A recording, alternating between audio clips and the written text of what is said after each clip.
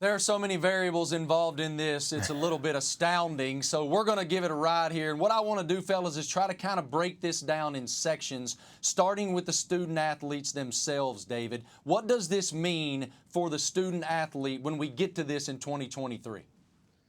Well, first of all, I do like that we have several years to kind of build a plan for this, because this is going to take a plan. This is not going to be something you just go, hey, go maximize it now and figure it out. I think having some kind of data behind this and having information that we can build upon for the next couple of years, I think for the student athlete, it means a lot. It means a ton, man. Now I can go and speak to whoever I want and make money. I can go endorse whatever I want and make money. I can do video games and make money. Joey, when you're a college student, you know exactly what it is. Sometimes, and depending on where you grew up and who you are, it's a struggle, man. You don't have money to go to the movies all the time, and you don't have money to do a lot of different things, and your time is taken up. The majority of it is taken up in football. So this is a complete game changer. This can change the whole landscape of college football and the NCAA as we know it.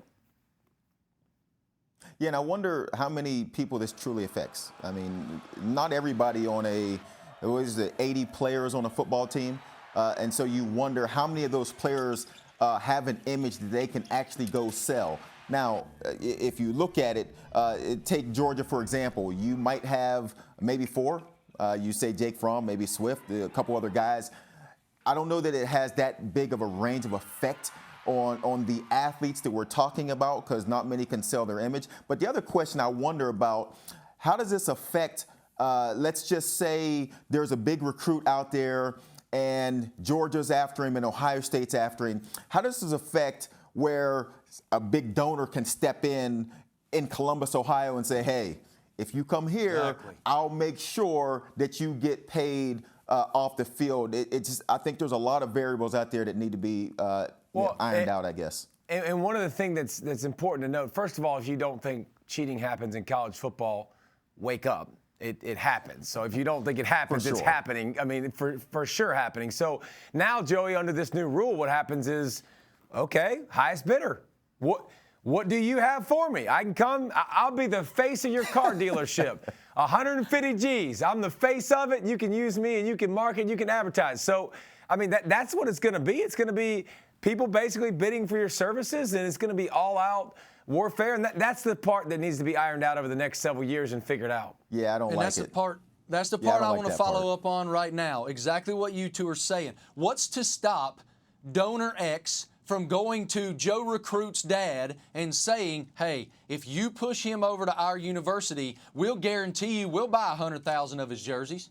Right now. We'll do it right now if you send him over here. So it skews the entire recruiting process, does it not?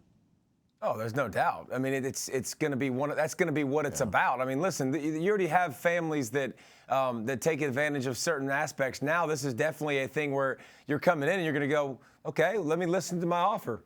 That's pretty good. Okay, well, I got this from school X. I got this from school Y. So what can you do for me? I mean, it's going to be bidding wars. The rich will have a huge leg up and a huge advantage. If you don't think so, like, how many boosters are lining up at Alabama right now to say, more players, more championships? Sign me up. How many boosters are going to do that? Ohio State, Georgia, all the main programs?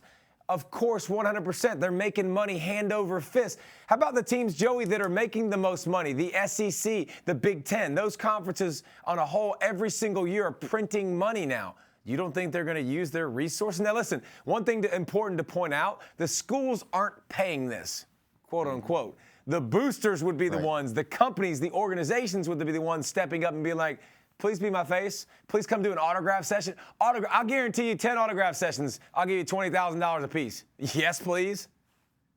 Yeah, and the other part of that equation is with the transfer portal now, I mean, it is seriously, we were already moving toward free agency. But with the transfer portal, let's just say Justin Fields is sitting here at Ohio State, and there is a booster, like you said, at Alabama that would like Justin Fields to come there. And hey, the highest bidder is going to get the player because now they can sell their image, do what they want. It's free money here. I'm going to go get this kid to transfer to my school, and I'm going to promise you I'm going to put $1 million in your bank account. I don't like the direction this is headed. Again, it is terrific that we have a few years to iron some things out. But at face value, the way this looks, it's very scary for NCAA athletes and where this could take us. Marty, right, so real let's quick. look at Marty, real quick. One more thing. Think about that for a second, Marty and Joey. Think about if a kid balls out through 4 games. And then now all of a sudden free agency because I can go get paid at other schools. Balls out like Justin Fields just did for 4 games and balls out. And then it's like, you know what? I'll put my name in the transfer portal because I want to go make money. Like, think about that. That is crazy. That's nuts. We're so glad you're watching ESPN on YouTube. For more sports and analysis, download the ESPN app. And for live streaming sports and premium content, make sure you subscribe to ESPN+. We'll see you there.